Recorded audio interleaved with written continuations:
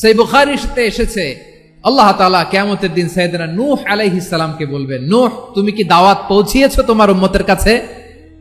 নূহ আলাইহিস সালাম বলবেন, হ্যাঁ আমি পৌঁছিয়েছি। এবার নূহের উম্মতকে আল্লাহ জিজ্ঞেস করবেন, এ নূহের উম্মতেরা, তোমাদের নবী নূহ কি দাওয়াত পৌঁছিয়েছে? নূহের উম্মত বলবে, না আল্লাহ, আমাদের কাছে কোনো সতর্ককারী আসে নাই, কোনো নবী টবি আসে নাই, কোনো দাওয়াতও আমরা পাই নাই, আপনারাও চিনি নাই, জান্নাতও চিনি নাই, জাহান্নামও চিনি নাই। নূহ আলাইহিস সালাম বিপদে পড়ে যাবেন। তখন আল্লাহ বলবেন, নূহ তুমি বললা পৌঁছিয়েছো, তোমার উম্মত বলে কিছু পায় নাই। নূহ তোমার কি কোনো সাক্ষী আছে? তোমার কথা আর তোমার উম্মতের কথা তো মিলে না। তুমি বললা তুমি আমার নির্দেশনা দাওয়াত পৌঁছে দিয়েছো, কিন্তু তোমার উম্মত বলে পায় নাই। নূহ তোমার পক্ষে কোনো সাক্ষী আছে? নূহ আলাইহিস সালাম বলবেন আছে। কে? উম্মতে মুহাম্মাদী। তখন আমরা বলবো, আল্লাহ নবী নূহ আলাইহিস সালাম তিনি আপনি যা যা বলেছেন ঠিক তা তার উম্মতের কাছে পৌঁছে দিয়েছে। এবার নূহের উম্মতের সাথে আমাদের ঝগড়া লাগবে। তারা বলবে, তোমরা আসছো আমাদের হাজার হাজার বছর পরে, তোমরা কি করে জানলা? তোমাদের সাক্ষী ধর্তব্য হবে না। আমরা তখন বলবো, আমাদের কোরআনে তোমাদের নবীর নামে আল্লাহ তাআলা একটা সূরা নাজিল করেছেন, সূরাতে নূহ। আওয়াজ করে পড়েন আল্লাহু আকবার। আমরা বলবো, আমাদের কোরআনে তোমাদের নবীর কথা আল্লাহ আমাদেরকে জানিয়েছেন, দিন রাত এক করে তোমাদের কাছে তিনি দাওয়াত পৌঁছেছেন। তোমরা কানের মধ্যে হাত দিয়ে রাখতা, চেহারাটা কাপড় দিয়ে ঢেকে রাখতা, আল্লাহর নবী নূহকে পিটিয়ে ছালা দিয়ে পেঁচিয়ে তোমরা পাহাড়ে তুলে রেখে আসতা, সব আমরা জানি। আমরা যখন বলবো এই কথা, নূহের উম্মত চুপসে যাবে। তখন আমরা সত্য বলেছি কিনা এটা আল্লাহ তাআলা জানতে চাইবে বিশ্বনবীর কাছে। তখন বিশ্বনবী আমাদের পক্ষে সাক্ষী দিবেন। আওয়াজ করে বলেন আল্লাহু আকবার। এজন্য আল্লাহ বলেন, নবী আপনি হচ্ছেন সাক্ষ্যদাতা, সব নবীদের উপর আপনি হবেন সাক্ষী, আবার আপনার উম্মতের সাক্ষীর উপর আপনি হবেন সাক্ষী। তার মানে নবী গো, কিয়ামতের কঠিন ময়দানে আপনি হবেন রাজ সাক্ষী। বিশ্বনবী কি সাক্ষী? আওয়াজ করে বলেন, রাজ সাক্ষী, সব সাক্ষীর বড় সাক্ষী।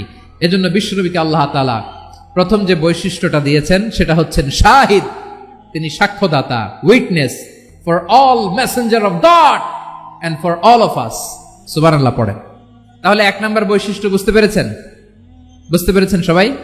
মাশাআল্লাহ। আমার দিকে তাকান। তাহলে আল্লাহ তাআলা বিশ্বনবীর 5টি বৈশিষ্ট্যের কথা বলেছেন। একটি বৈশিষ্ট্যের ব্যাপারে আমরা জানলাম, তিনি হচ্ছেন শাহিদ, সাক্ষ্যদাতা, সবার উপরে সাক্ষ্যদাতা। 2 নাম্বার বৈশিষ্ট্য হচ্ছে মুবাশশিরা, তিনি সুসংবাদদাতা। আওয়াজ করে আমার সাথে বলো, মুবাশশিরা মানে সুসংবাদদাতা। তিনি আল্লাহর রহমতের সুসংবাদ দেন, তিনি জান্নাতের সুসংবাদ দেন। এই উম্মতের মধ্য থেকে যারা গাফেল, যারা অবাধ্য, যারা সীমালঙ্ঘনকারী, তাদেরকে বিশ্বনবী আল্লাহর রহমতের সুসংবাদ দেন। তিনি বুঝান আল্লাহর দরবার 24/7, 24 ঘন্টা খোলা। আপনি যত বড় পাপী হন, আপনি যতই অন্যায় করেন না কেন, আল্লাহর রহমতের দরিয়া, আল্লাহর রহমতের দরজা আপনার জন্য খোলা আছে না নেই? জায়নামাজটা বিছিয়ে দেন, চোখের পানি ছেড়ে দেন, 2 রাকাত নামাজ পড়ে সেজদায় লুটিয়ে পড়ে কাঁদেন। যত গুনাহ আপনার হোক না কেন, আপনার গুনাহ মাফ করে কবুল করে নিবে কে? মুবাশশিরাম বিরহমাতিল্লাহ। বিশ্বনবী তিনি সুসংবাদদাতা, বেয়ারার অফ গ্ল্যাড টাইডিংস, সুসংবাদ দেন। পাপী, অবাধ্য, সীমালঙ্ঘনকারীদেরকে তিনি আল্লাহর রহমতের সুসংবাদ দেন। আল্লাহর রহমত থেকে মুখ ফিরিয়ে নিও না। তিনি যে কত দয়ালু, তিনি যে তোমারে কত ভালোবাসে তুমি জানোই না। আমি আমাকে যত বেশি ভালোবাসি, তার চেয়েও আমাকে বেশি ভালোবাসে কে? সবাই বলে নাই, বুঝতে পারে নাই বোধহয়।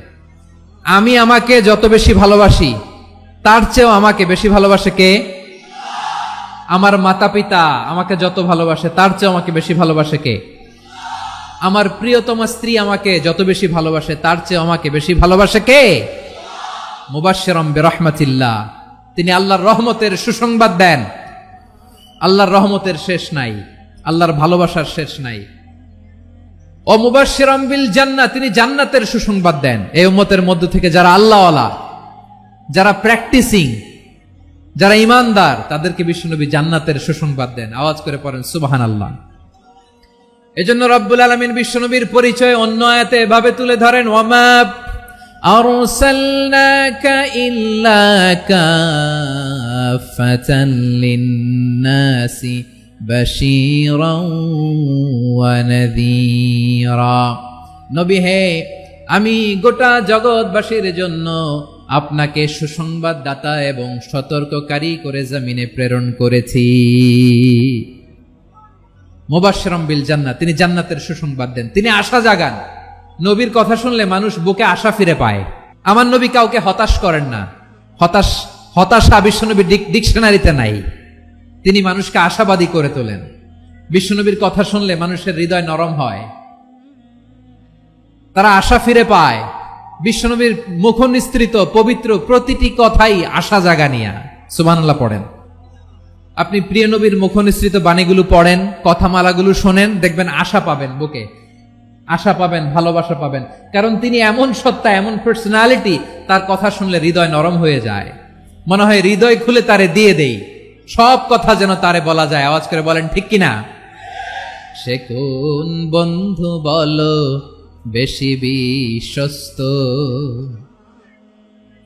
সে কোন বন্ধু বলো বেশি বিশ্বস্ত, কার কাছে মন খুলে দেয়া যায়, কার কাছে সব কথা বলা যায়, হওয়া যায় বেশি আশ্বস্ত।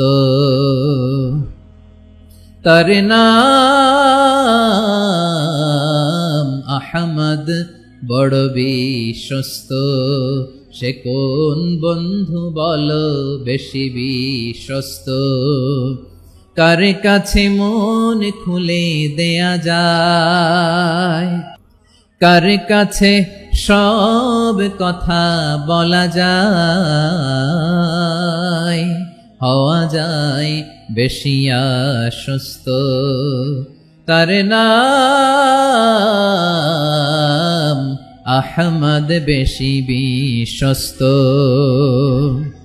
যে জন কখনো ব্যথা দিতে জানে না, যে জনকে বলি মুছে দেহি বেদনা, যে জন কখনো ব্যথা দিতে জানে না, যে জনকে বলি মুছে দেহি বেদনা, হৃদয়ের হাহাকার কবুল করে নিতে আর কারে বুক এত প্রশস্ত। তার নাম আহমদ, বেশি বিশ্বস্ত। আমি তো বাংলাদেশের অলমোস্ট অধিকাংশ জেলায় গিয়েছি। এমসি কলেজের ময়দানের মতো মাঠ আমার চোখে আর পড়ে নাই বাংলাদেশ। এত বড় ময়দান, এই পুরো ময়দানে লাইটিং করে ওনারা ব্যবস্থাপনা করেছেন, এলইডি স্ক্রিন দিয়েছেন যাতে করে দূর দূরান্ত থেকে দেখা যায়। এখন আমাকে সবাই যদি কাছে থেকে দেখতে চাও, কাছে থেকে দেখে দেখে লক্ষ লক্ষ মানুষ, 5 লাখ 10 লাখ লোক কি কাছে বসে দেখতে পারবে? তো এতটুকু স্যাক্রিফাইস তো করতে হবে তোমাদের। প্রিয় ভাইরা, বিশ্বনবী তিনি মানুষের হৃদয়ে আশা জাগান। আমরা মানুষকে ভয় দেখাই, ঠিক কিনা? আমরা ইসলামকে এমন কঠিন ভাবে উপস্থাপন করি, মানুষ ভয় পেয়ে যায়। বিশ্বনবী মানুষকে ভয় দেখাতেন না, তিনি আশা দিতেন, ভরসা দিতেন। কানা রাসূলুল্লাহ সাল্লাল্লাহু আলাইহি ওয়াসাল্লাম ইযা বাআসা আহাদান মিন আসহাবিহি ফি আমরিহি কানা ইয়াকুল বাশশিরু ওয়ালা তুনাফিরু, ইয়াসসিরু ওয়ালা তুআসসিরু।